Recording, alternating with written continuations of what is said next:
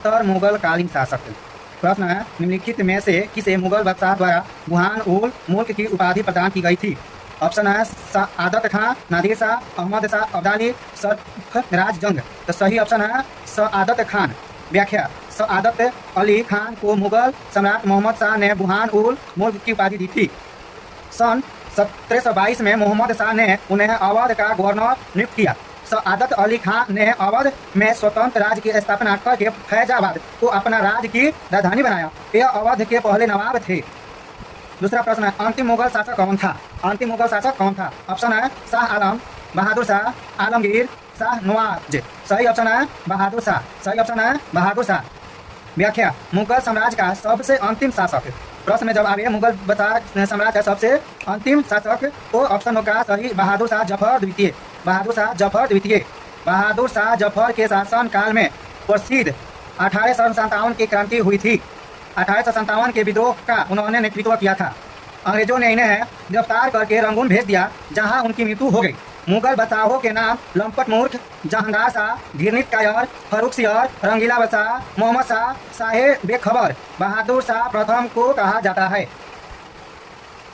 प्रश्न 3, 1707 में औरंगजेब के मृत्यु के बाद या पश्चात कौन उत्तराधिकारी बना? ऑप्शन है शाह आलम, बहादुर शाह, आजम शाह, आलमगीर द्वितीय। तो सही ऑप्शन है बहादुर शाह प्रथम। व्याख्या, 1707 में औरंगजेब के मृत्यु के बाद उसके पुत्र मिर्जा मुहम्मद मुआज्जम, जिन्हें बहादुर शाह प्रथम या शाह आलम प्रथम के नाम से जाना जाता है। बहादुर शाह ने 1707 से लेकर 1712 तक शासन किया। इसके समय में मुगल साम्राज्य का पतन शुरू हो गया। बहादुर शाह को शाहे बेखबर कहते हैं। प्रश्न है, प्लासी युद्ध के समय मुगल शासक कौन था? ऑप्शन है शाह आलम द्वितीय, अकबर द्वितीय, आलमगीर द्वितीय, उपरोक्त में से एक से अधिक और इनमें से कोई नहीं। तो सही ऑप्शन है आलमगीर द्वितीय।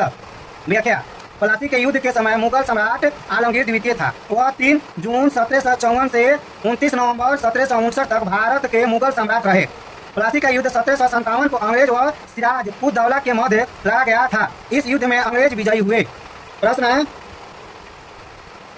निम्नलिखित में से किस मुगल बादशाह को वजीर गाजीउद्दीन ने दिल्ली में दाखिल नहीं होने दिया था? ऑप्शन है आलमगीर द्वितीय, शाह आलम द्वितीय, अकबर द्वितीय, बहादुर शाह द्वितीय।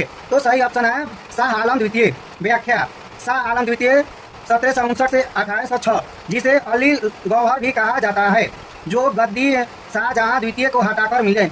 1759 में अपने पिता आलमगीर द्वितीय की हत्या होने के कारण वह मुगल राजधानी दिल्ली को छोड़कर पटना की ओर भागा। यद्यपि उसे मुगल बादशाह घोषित कर दिया गया, किंतु मुगल दरबार की गुटबाजी के चलते वह बिहार में रहा। उस समय वजीर गाजीउद्दीन था, जो 1765 से लेकर 1771 तक अंग्रेज के संरक्षण में इलाहाबाद में रहा। प्रश्न है, पूर्ण रूप से जजिया कर किसने और कब समाप्त किया? ऑप्शन है अकबर, दूसरा ऑप्शन है शाहजहां, तीसरा ऑप्शन है औरंगजेब, चौथा ऑप्शन है मोहम्मद शाह रंगीला। तो सही ऑप्शन है मोहम्मद शाह रंगीला। जजिया कर एक धार्मिक कर था, जिसे गैर मुसलमानों से लिया जाता था। जजिया कर को अकबर ने 1579 में समाप्त कर दिया था। औरंगजेब ने 1679 में इसे पुनः लागू किया। जजिया कर को अंतिम रूप से मोहम्मद शाह रंगीला ने 1720 में किया था। अब प्रश्न है, अली गौहर का बिहार अभियान किस वर्ष समाप्त हुआ? ऑप्शन है 1761, 1765, 1757, 1759। तो सही ऑप्शन है 1759। व्याख्या, अली गौहर मुगल बादशाह शाह आलम द्वितीय का मूल नाम था। प्लासी के युद्ध के बाद 1757 ईस्वी 1759 ईस्वी में उन्होंने बिहार में अंतिम अभियान किया था। 1760 में बिहार पर आक्रमण करना चाहा, लेकिन असफल रहा।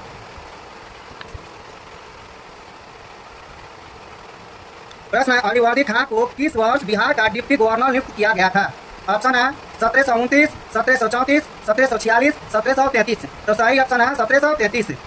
1728 ईस्वी में सुजाउद्दीन ने मोहम्मद अली को राजमहल का फौजदार बनाया और उन्हें अलीवर्दी खां की उपाधि दी गई थी। अलीवर्दी खां ने 1733 ईस्वी में बिहार का डिप्टी गवर्नर बना।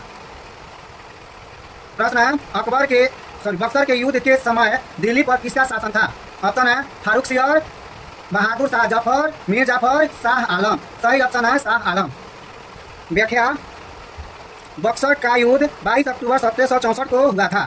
बंगाल के नवाब मीर कासिम, अवध के नवाब शुजाउद्दौला, मुगल सम्राट शाह आलम द्वितीय की नियुक्ति सेना व अंग्रेजों के बीच हुआ था, जिसमें अंग्रेज विजयी हुए। प्रश्न है, भारत के प्रसिद्ध मायूर सिंहासन व कोहिनूर हीरे को ले गया था। ऑप्शन है नादिर शाह, मोहम्मद शाह अब्दाली, मोहम्मद सागोरी, रॉबर्ट क्लाइव। तो सही ऑप्शन है नादिर शाह। सही ऑप्शन है नादिर शाह। व्याख्या, नादिर शाह ईरानी शासक था जिसने 1739 ईस्वी में भारत पर आक्रमण करके यहाँ के प्रसिद्ध मयूर सिंहासन और कोहिनूर हीरा लूटकर ले गया था। इस समय मोहम्मद रंगीला मुगल बादशाह था। मयूर सिंहासन को शाहजहां ने बनवाया था और इसे कोहिनूर हीरा जड़ा हुआ था। प्रश्न है, इनमें से किसने अंग्रेजी ईस्ट इंडिया कंपनी के कंट्रोल के खिलाफ बगावत नहीं की? ऑप्शन है विजय नगरन का राजा, हैदराबाद का निजाम, तमिलनाडु के कोलीगार और त्रावणकोर के दीवान बेलूथम्मी। सही ऑप्शन है हैदराबाद का निजाम। व्याख्या, हैदराबाद के निजाम ने अंग्रेजी ईस्ट इंडिया कंपनी के नियंत्रण के खिलाफ कभी बगावत न की थी। वह हमेशा ब्रिटिश ईस्ट इंडिया कंपनी का सहायक बना रहा, जबकि विजय नगरम के राजा, तमिलनाडु के पोलीगार और त्रावणकोर के दीवान बेलूथम्मी ने कंपनी के शासन के खिलाफ संघर्ष किया था। प्रश्न है, मुगल बादशाह बहादुर शाह जफर के बारे में कहा जाता था कि उसे के साम्राज्य की सीमा थी। ऑप्शन है चांदनी चौक से पालम, दिल्ली से बिहार, पेशावर से बिहार, पेशावर से वाराणसी। और सही ऑप्शन है चांदनी चौक से पालम। व्याख्या, मुगल सम्राट शाह जफर के बारे में कहा जाता था कि उनका साम्राज्य पूर्णकर चांदनी चौक से लेकर पालम तक रह गया था। 1857 की क्रांति में दिल्ली के विद्रोहियों का नेतृत्व किया था। अंग्रेज ने इसे बंदी बनाकर रंगून भेज दिया, जहां 1862 में मृत्यु हो गई। प्रश्न है, मैं सिंहासन पर बैठने वाला अंतिम मुगल सम्राट कौन था? ऑप्शन है शाह आलम प्रथम, मोहम्मद शाह, बहादुर शाह, जहांदार शाह। तो सही ऑप्शन है मोहम्मद शाह। व्याख्या, शाहजहां द्वारा बनवाए गए प्रसिद्ध मयूर सिंहासन पर बैठने वाले अंतिम मुगल सम्राट नसरुद्दीन मोहम्मद शाह थे। उन्होंने मोहम्मद शाह रंगीला के नाम से जाना जाता है। मोहम्मद शाह रंगीला बहुत ही कमजोर शासक के रूप में उभरा था। इनके शासनकाल में ही 1739 में नादिर शाह ने भारत पर आक्रमण कर दिल्ली में भयानक लूट मचाई और दिल्ली से कोहिनूर हीरे समेत तख्त ताउस को लूटकर ले गया। प्रश्न है, मुगल काल का पतन शुरू हुआ। ऑप्शन है मध्यकालीन भारत से, प्राचीन भारत से, आधुनिक भारत से, प्रौद्योगिक सही ऑप्शन है आधुनिक काल से। व्याख्या, 16वीं शताब्दी में मुगल साम्राज्य के कमजोर शासकों के कारण साम्राज्य का पतन शुरू हो गया, लेकिन औपचारिक रूप से यह 1857 में भारतीय विद्रोह के बाद समाप्त हुआ। इस विद्रोह के परिणाम स्वरूप ब्रिटिश ईस्ट इंडिया कंपनी ने मुगलों से सत्ता छीन ली और भारत में ब्रिटिश शासन स्थापित किया गया। हेडिंग है यूरोपीय कंपनियां। प्रश्न है, सूची 1 को सूची 2 से सम्मिलित कीजिए। सूची 1 में है Christopher Columbus, Jacques Cartier, sir Francis Drake. सूची 2 में है Portugal, United Kingdom, Italy, France. तो सही ऑप्शन होगा ए का 3 होगा, बी का 4 होगा, सी का 2 होगा और डी का 1 होगा। व्याख्या, क्रिस्टोफर कोलंबस का जन्म जेनेवा इटली में हुआ था। जैक कार्टियर का जन्म सेंट माले फ्रांस में हुआ था। सर फ्रांसिस ड्रेक का जन्म टैविस पोक डेबोन इंग्लैंड में हुआ था। फर्डिनेंड मैगलन का जन्म सबरोसा पुर्तगाल में हुआ था। हेडिंग है पुर्तगाली। अब प्रश्न है, वास्को डी गामा भारत कब आई? दूसरा प्रश्न है उसी का, वास्को डी गामा यात्री था। तो ऑप्शन है स्पेन का, इंग्लैंड का, पुर्तगाल का, अमेरिका का। तो सही ऑप्शन है पुर्तगाल का। प्रश्न है, किसने भारत के नए समुद्री मार्ग को खोजा?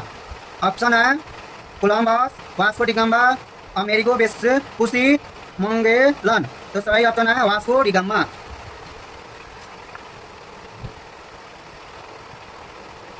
प्रश्न है, व्यापार के लिए भारत आने वाला प्रथम यूरोपीय कौन थे?